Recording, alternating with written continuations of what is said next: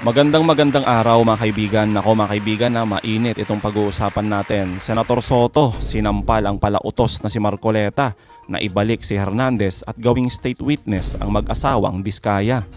Lacson, bubuwagin ng mga traidor sa Senado matapos magpasaklolo ang mag-asawang Diskaya kay Marcoleta para maging witness kung saan nangako si Marcoleta na gagawin ng lahat para mabigyang proteksyon ang mag-asawa. Kaya naman, binira ni Senador Soto ang mga pangako ni Marcoleta. Nako, abangan nyo po yan. Yan ang pag-uusapan natin. Pero bagong lahat, pakilike po muna ating video, pakishare na din po at subscribe na po kayo sa ating channel. Unahin na po muna natin ito mga kaibigan. Lilinisin ng Senate Blue Ribbon Committee ang sarili nitong hanay. Isang staff kasi ng mismong komite na nag-iimbestiga sa flood control scandal. Posibleng sangkot din. Nadawit si Senador Jinggoy Estrada sa issue matapos akusahan ni dating DPWH Bulacan Assistant District Engineer Bryce Hernandez na may staff daw siyang gumagawa ng delivery of obligation para makatanggap ng kickback sa pondo. Tinukoy ito ni Hernandez na si Beng Ramos. Pero ayon sa investigasyon ng opisina ni Estrada, mula 2004, wala naman silang staff na yun ang pangalan. Hindi rin daw siya authorized para gamitin ang pangalan ng senador. Yun pala, miyembro si Ramos ng Blue Ribbon Oversight Office Management na ex-girlfriend ng staff ni Estrada at hiniling na nila sa Senate Secretary na imbestigahan ito. Sabi ng bagong Blue Ribbon Committee Chair na si Senate President Pro Tempore Ping Lacson, mukhang kailangan na niyang gumawa ng internal cleansing sa komite, lalo na't nakatoka ito sa pag-iimbestiga ng misconduct sa gobyerno. Sa ngayon, nag-iipon ng ebidensya si Lacson na posible niya raw i-turn over sa mga otoridad para makapaghain na ng kaso. Yan dapat mga kaibigan, di ba? Ang senador, mabilis yung aksyon, di ba? Handang linisin yung mismong komite niya. Na walang alinlangan mga kaibigan. Dahil nga sinasabihan na baka merong mga lantarang binabayaran dyan, mga traidor sa loob ng komite na iniwan ni Marcoleta. Kaya maganda mga kaibigan itong gagawing aksyon ni Senador Lacson na linisin itong mga traidor ng Blue Ribbon Committee. At syempre ganun din na gusto niyang linisin talaga ang mga traidor dyan sa Senado. Tulad na lamang nito mga kaibigan, itong pinaggagawa ni Marcoleta. Bakit nga ba gustong gusto niya na ibalik si Bryce Hernandez dyan sa Senado? Alam naman mga kaibigan ni Marcoleta na sangkot yung dalawang tropa niya, di ba? Si Jinggoy at si Villanueva. Tapos ang matindi mga kaibigan, bakit gustong gusto ni Marcoleta na gawing state witness itong mag-asawang Diskaya? Saksakan ng sinungaling mga kaibigan. Wala nang ginawa yung dalawang yan kundi magturo lang. Wala namang ebidensya, di ba? Kaya naman mga kaibigan, itong mga palautos at mga kahilingan ni Marcoleta, abay sinampal po ng katotohanan ni Senador Tito Soto at nila Lacson. Kasi nga po mga kaibigan, matindi talaga eh. Harap-harapan po mga kaibigan, nakitang-kita nyo kung sino yung pinoproteksyonan nila. Yes, Senator Marcoleta. Noong pong September 8, 2025, ako pa rin po ang chairman ng Blue Ribbon Committee. Ang Blue Ribbon Committee po ang nag-approve ng legal and physical custody nung ma-cite in contempt si Bryce Hernandez. Nung makiusap po ang Speaker ng House of Representatives sa inyo, di po ba dapat nakonsulta naman ng chairman ng Blue Ribbon Committee? Dahil kami po, ginawa namin yon through the collective wisdom of the committee. Hindi po namin gawa-gawa yon. Kaya lang namin siya sinite in contempt sapagkat halos ipamukha na namin sa kanya ang mga datos. Ibinigay ko na sa kanya ang lahat ng ipinanalo at ipinatalo niya sa casino. Pati yung ginagamit niyang dalawang ID na galing sa LTO, ayaw pa niyang aminin. Ganun po yung nangyari. Gusto lamang namin siyang turuan ng leksyon para sa ganun kahit papano baka maisip niya na dapat sana mapahiya na siya sa sarili niya kung meron pa siyang kahihiyan. Dapat naman sana nung siya'y mag-request ngayon sa House of Representatives, hindi po sa kanya dapat manggaling ang request kung saan siya magko-custody. Ang custody po yung natapos na. Nagsalita na po ang Blue Ribbon Committee. Bakit po hindi man lang nakonsulta ang Blue Ribbon Committee? Bakit kailangan po ang House of Representatives Speaker ang mananaig sa kanyang request? Kalabisan na po ba ang Blue Ribbon Committee noong araw na yon, Mr. President? Eto mga kaibigan yung take ko dito regarding sa pag-contempt dito kay Bryce Hernandez. Sa tingin ko mga kaibigan, marami pang sanang gustong sabihin ito si Hernandez nung mga panahon na yan. Kaso nga lang, limitado talaga mga kaibigan at natatakot. Siyempre, kaharap niya mismo yung ikakanta niya, si Jinggoy at si Villanueva. Paano niya ngayon masasabi yan? Tsaka nagsisinungaling siya, oo, regarding sa mga IDs na yan, na hindi siya. Pero mga kaibigan, obvious naman alam ni Bryce Hernandez na na-corner na siya. Nag-iimbestiga po si Senador Lacson at hawak ni Senador Lacson yung mga ebidensya na magpapatunay na si Bryce Hernandez at yung mga ID na yan na ginamit niya as alias sa pagsusugal, siya mismo, si Bryce. Alam niya po yun. Kaya lang naman siya natatakot dyan, kaharap niya mismo yung sinasabi niyang mga kasabwat dito, 'di ba, sa mga kabalbalang ito. Si Jinggoy at si Pastor Joel. Kaya nga, nung panahon na nandun sa kamera, ikinanta niya. Marami pong mga nagsasabi na attack dog ng Kongreso itong si Bryce. Yun na daw yung naging ex-deal nila. Well, kahit ano pa yan mga kaibigan, kung yun ang sinasabi nila, ganun din naman itong mga diskaya. Kitang-kita nyo naman na parang attack dog din ng mga alipores ni Duterte, di ba? Kita nyo, nagtututuro lang ng mga congressman. Tapos, ang matindi pa, panahon pa talaga ng Marcos administration, yung matindi ang korupsyon. Tapos doon sa mga Duterte, wala, malinis. Kitang-kita nyo na mga kaibigan Kaya nga, ang maganda talaga dito, yung binubuo ni Pangulong Marcos na independent body na mag-iimbestiga sa lahat ng mga kabalbalan nito. Yun din yung gusto ni Senator Lacson at ni Tito Soto Ibigay lahat yung makukuha nilang ebidensya dito sa independent body. Ganon din po yung gusto sa Kongreso, tulad nila Congresswoman Laila De Lima, di ba? Shell joke, no? Yun ang gusto nila. Suportahan yung independent body at itigil na lahat ng investigasyon na ginagawa ng Senado at Kamara. Yun po yung gusto nila. May I be clarified on what date that transpired? Yesterday or September 8 po. Monday? Yes, Mr. President.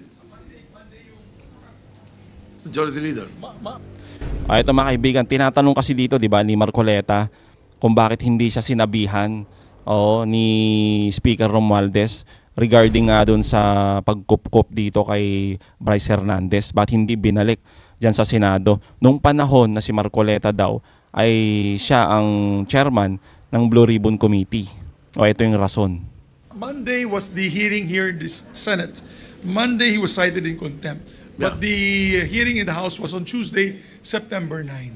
Yes, And Tuesday. So in the evening, Opo. when yesterday, no. So in the evening, when the Speaker called me, Senator Marcoleta was no longer chairman of the Blue Ribbon. No more, because we had already elected It was Senator already Senator Lacson. Lacson. Yes. Ibig Yun naman pala mga kaibigan Di ba? Ano ba, Senador Marcoleta, hindi na ikaw yung chairman nung panahon na yan. Kaya hindi ka na kinausap ni Speaker Martin. At ang nag-usap na lang si Tito Soto at ang Kamara. Di ba mga kaibigan? Common sense na yun Bakit ka pa kakausapin? Hindi ka na ngayon chairman. Malamang dediretso na sila kung sino mismo yung chairman dyan at sino yung Senate President. O si Tito Soto at si Lacson. Ako naman, kaya kasi nasabihan ng mga kababayan natin move on na Marcoleta. Huwag ka nang mag-astang ikaw pa rin yung chairman at hindi na si Escudero yung supremo dyan. Nako naman sabihin po, Mr. President, nawawala ng visa yung ginawa namin. Hindi. Ganun po pala. He's still in legal custody. Dapat po, Therefore, igagalang po kung ano yung aming iniwan. yes, Doon tayo magsisimula. Ang iniwan ninyo, cite in contempt. Hindi And po. legal Nasa custody legal of the custody Senate. na po ng He was ng still House. under the legal ng, custody of ng the Senate. Mr. President, may I ask for immediate suspension? Session suspended. Yan ang mahirap kasi dito kay Senator Marcoleta di ba?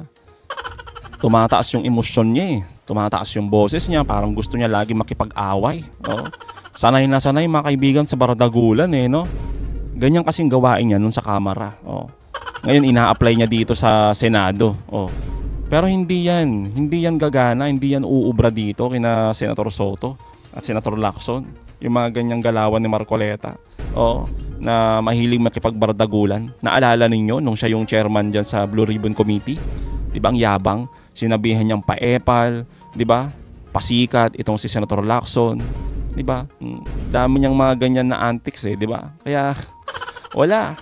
Kaya naman mga kaibigan, yung mga palautos at kahilingan ni Marcoleta, abay wala ho. Sinampal po ng katotohanan ni Senador Soto at eto nga po yung naging desisyon diyan. Napagdesisyonan po ng majority ng mga senador na ilagay na lang po si Bryce Hernandez sa Pasay City Jail at hindi dyan sa Senado. Although, open naman po si Hernandez na makapunta dyan sa Senado kung ipapatawag siya patungkol sa mga pagdinig. At ganun din po sa Kamara.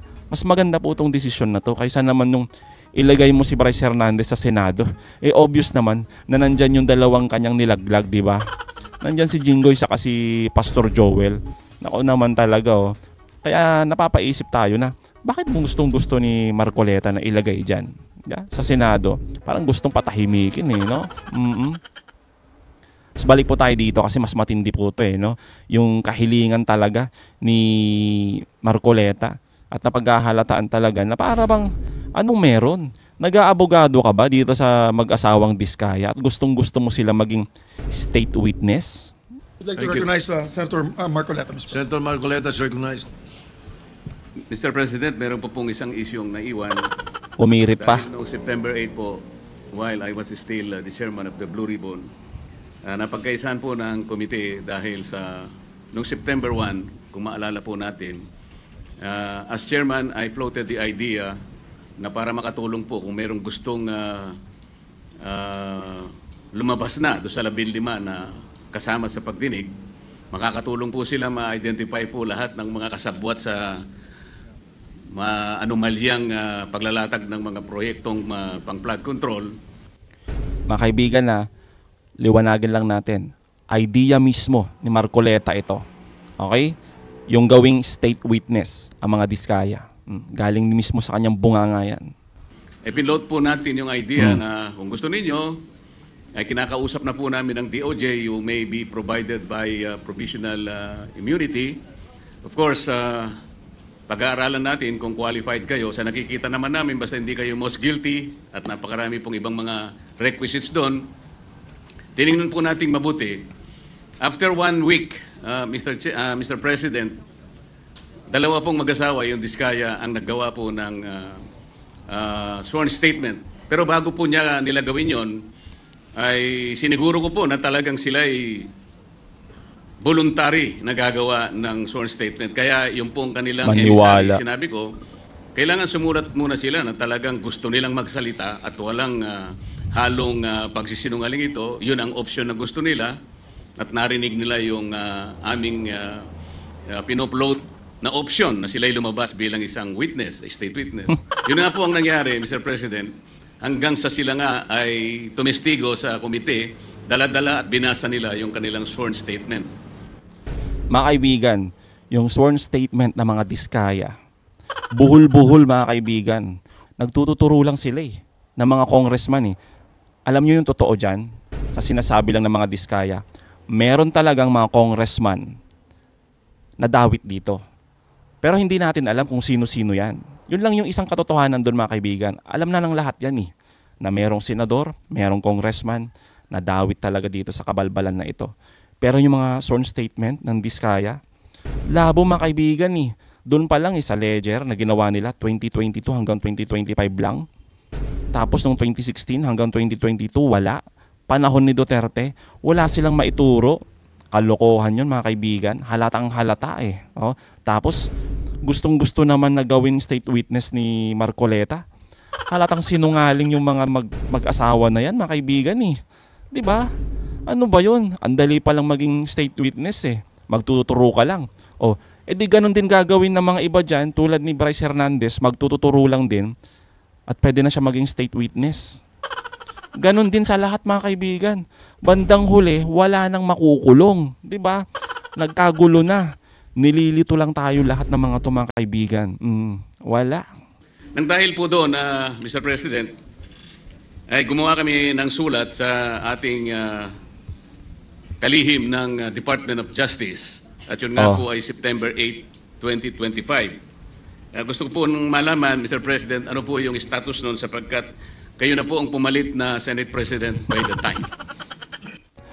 Unang-una mga kaibigan eto, sabi po ni former DOJ Secretary, former Senador at ngayon ay Congresswoman Laila De Lima, hindi po eligible ito mag-asawa na maging state witness. Malabong-malabo po. Kasi puro kasinungalingan yung pinagsasabi ng dalawang yan. Wala hong mga ebidensya na magpapatunay sa kanilang mga pinagtuturo. Puro nga ang sinasabi nila, narinig lang namin. Puro hearsay po. Tapos gagawin yung state witness. Halata naman na mismong galing sa bunganga ng mag-asawa na yan na talagang meron silang mga kabalbalan. 'Di ba? Yun lang yun, tapos gagawin mong state witness. Yung wala namang maibigay sa inyo na ebidensya. Nako naman talaga. At sabi pa nga ni mga kaibigan ni DOJ Secretary Remulla, ibalik nila yung ninakaw nila. Kung kaya na lang ibalik, pag-iisipan pa kung pwede silang maging state witness. Ang tanong, gusto bang ibalik ng mga mag-asawang yan yung mga ninakaw nila na bilyon-bilyon sa kaban ng bayan? Mag-isip ka naman, Marcoleta. Nako naman, ang kawawa dito, taong bayan. Huwag mong isipin yung mga amo mo at kung sino-sino pa na masasagasaan dito. Ay, nako talaga, Yes, the proposal and your intention is indeed, yes, it's laudable. We may be able to get state witnesses there, no? But September 8, evening of September 8, when I was informed about it, what I did was to decide that the issue be referred to the Blue Ribbon Committee, especially knowing that there will be a new composition the following day. That was Tama. quite late at night when I received the notice. Mr. President, if that happens, parang ang aming pong pinag-usapan noon while I was still the chairman of the Blue Ribbon Committee, parang nawalan po ng saysay. Ang mangyayari po noon, with all due respect, baka po ma-compromise o mawala po yung integrity ng proceedings natin. The integrity of the inquiry is very, very important here. Sila po ay pinangakuan namin sapagkat nagpapasaklolo sila. Alam nila na may panganib ang buhay, hindi lamang sa kanilang mag-asawa, kung hindi yung pamilya nila. Kaya nakita po namin ang urgency. Mr. President, September 10 na po ngayon. Kung sakali pong totoo na nanganganib ang buhay nila, yun pong ipinangako namin na immunity sa kanila na makakatulong po. At yun naman po ang naging courage sa kanila para lumabas into the open and tell all. Nakita naman po ninyo, talagang initially nakapagsalita sila nung inaakala nilang kasangkot po, allegedly, sa mga maanumalyang paglalatag ng flood control projects. Kaya po, nagsalita nga sila, 'di ba mga kaibigan? Diba? May mga binunyag sila. Puro kasinungalingan naman. Puro narinig. Yung mga gusto lang talaga nilang sabihin mga kaibigan, yung papabor talaga dito sa mga Dutertes. Ang mahirap kasi dito sa pinagsasabi ng mga Diskaya mga kaibigan, puro hearsay kasi. Yun lang yun. Wala mga solid na ebidensya. Yun yung gusto nilang tumbukin talaga dyan. Yung mga makakalaban ng mga Duterte. Napansin nyo ngayon? Sino yung idinamay ng Diskaya? Yung isang congressman dyan sa Pasig na kadikit mismo ni Vico Soto. Tapos ano yung ginagawa ngayon ng mga vlogger, ng mga DDS, yung mga propagandista? Binibira ho, inaatake si Vico Soto. Alam natin mga kaibigan na itong ginagawa ng mga alipores ni Duterte ay namumulitika.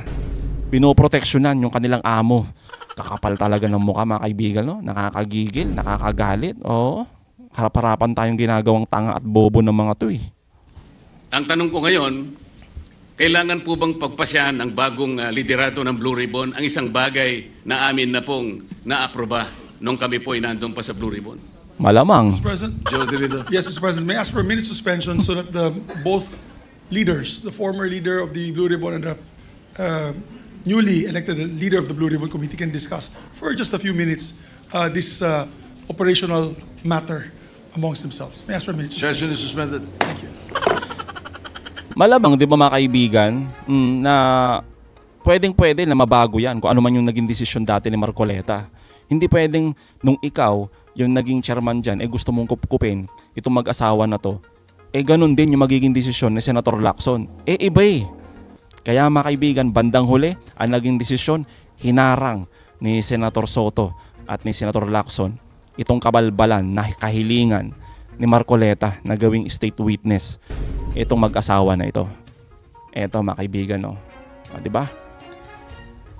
Just in, Senate President Tito Soto refuses to sign Senador Marcoleta witness protection request for the Diskaya couple. Sino ba namang tanga na gagawin yung state witness yung mag-asawa na yan? Oo. Puro lang hearsay. Di ba mga kaibigan, hindi ba kabalbalan nito na naaawa sila sa mag-asawang Diskaya? Samantalang hindi nila iniisip yung mga kababayan natin dahil sa mga kabalbalan ng pinagagawa ng mag-asawang ito. At hindi na po talaga ito hearsay, no? Kasi nga mismong sila mag-asawa ay umamin talaga na meron silang mga ginagawang kabalbalan. Yan nga po yung paglalagay, di ba? Oh. Pero masama kasi kung sino-sino lang yung mga pinagtuturo nila. Niwala ngang senador na itinuro Yung mga congressman lang, yung mga kalaban ng mga Duterte. Yung talaga makakasira sa administrasyon ni Pangulong Marcos. At ganun din sa Kongreso. Di ba? Talaga makikita nyo dito na meron silang pinoproteksyonan. Kaya naman mga kaibigan, anong sabi ni Senator Lacson sa kanyang interview? Dito mga kaibigan, pakinggan nyo to. Oh, pero ito, Senator Ping, yung testimony ho, kasi very explosive yung testimony ho ni Curly Diskaya the other day sa Senate, tapos yung testimony naman ni Bryce kahapon, linking mga solons, senators, congressmen. Ito parang ang pananaw na marami, parang parang selective ang ginagawa. Totoo. Parang ginugulo lang ang takbo, sabi nga ni Mayor Vico, ginugulo lang nila, nililito nilang tao. Totoo para yan. at least lahat damay-damay na. So kayo as Senate Blue Ribbon at saka the way you perceive it, kasi kayo yung nakatutok diyan sa mga anomalya ho sa sa flood control. Napaka-importante sa akin, resibo. Okay. Hindi po pwedeng sali-salita. Magpakita ka ng ebidensya Preba. mo to back up your allegation or accusation. Simple, di ba mga kaibigan? Yun lang yun Sampal yan kay Marcoleta at sa Alipores Duterte. Wag lang yung puro turo-turo lang, di ba mga kaibigan? Wag puro imbento. Kailangan talaga magpakita ng resibo. Tulad ng ginagawa mga kaibigan, no? Pag nag-interpellate si Senator Lacson noon, di ba nagpapakita siya ng mga infographics, yung mga ebidensya, yung mga pictures, di ba? Mga resibo. Ganun po dapat. Hindi puro lang magtuturo ka na magtuturo kung sino lang yung gusto mo tapos papaniwalaan mo at gagawing state witness. Aba, matinding kabalbalan po yan. Oo. Hindi po pwede kasi baski sino pwedeng ituro Oo. Kaya nga. Ngayon, kung may papakita halimbawa, meron silang na itagong notes, na hindi naman ito manufactured dahil hindi ngayon lang ginawa. Kasi alam mo, maski sa korte, Yes. ina-admit sa ebidensya yung investigator's notes. Notes. Halimbawa, habang nag-iimbestiga, nagte-take notes siya. Di ba meron tinatawag na investigator's notebook? Yes.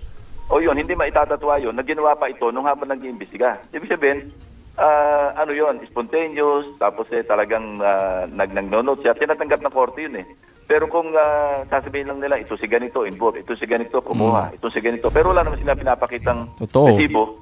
Paano yun? Mukhang hindi rin tatayo sa korte yun. Kung sakali mang i-embrace pa namin yung halimbawa sa Blue Ribbon Committee, hanggang doon lang yun. Parang ng appetite ng tao. Totoo naman, di ba mga kaibigan, yung sinasabi dito ni Senador Lacson, resibo dapat, hindi puro imbento. Yun lang yun Kaya nga buti na lang mga kaibigan at sinipa na itong si Escudero at tinanggal na itong si Marcoleta. Kasi kung magpapatuloy ito mga kaibigan, totoo yung sinasabi ng karamihan. Lulubog ang Pilipinas. Pagtatawanan lang tayo ng mga Duterte. Kasi nagkakagulo ng lahat Tapos sila ang bidang-bida. Di ba? Pero hindi Hindi mananaig yan mga kaibigan. Kaya maganda itong gagawin na paglilinis ni Senator Lacson, hindi lamang sa committee nila, kundi ang Senado mismo. At syempre, ganun din mga kaibigan, yung pangako ng ating Pangulo na huhulihin niya yung mga big fish dyan sa flood control scam na yan. Bibingwitin ni Pangulong Marcos. At syempre mga kaibigan, yung Diskaya couple, disqualified na po para maging state witness.